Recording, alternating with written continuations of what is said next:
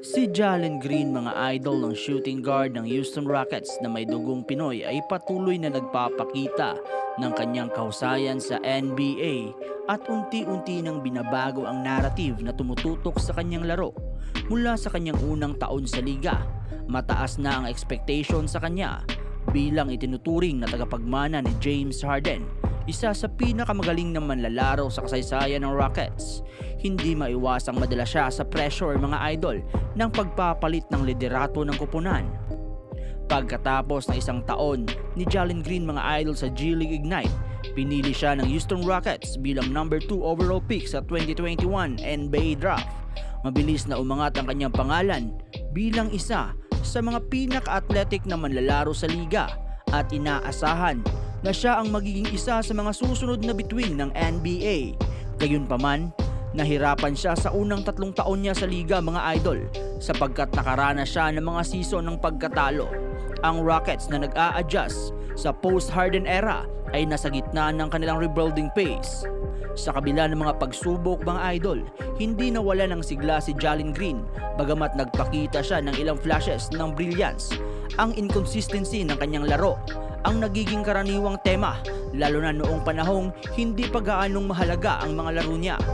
Pero nitong March 2024 lang, mga idol, nang magtagumpay ang Rockets sa isang 11-game winning streak, doon nagsimula ang isang bagong kwento.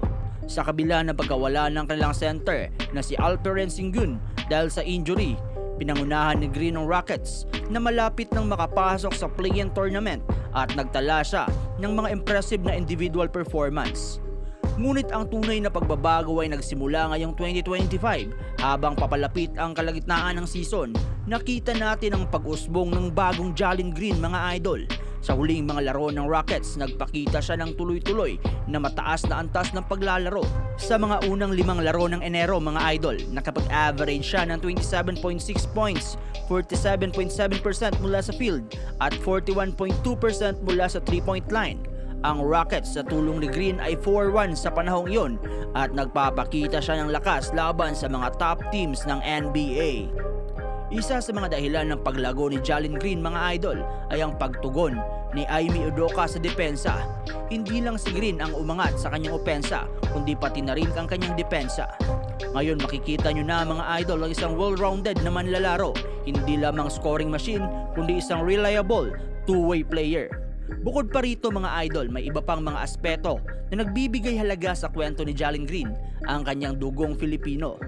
Sa kasalukuyan, mga idol, ang Rockets ay pangalawa sa Western Conference na may record na 25 wins, 12 losses at isa sa pinaka-highlighted na team sa liga.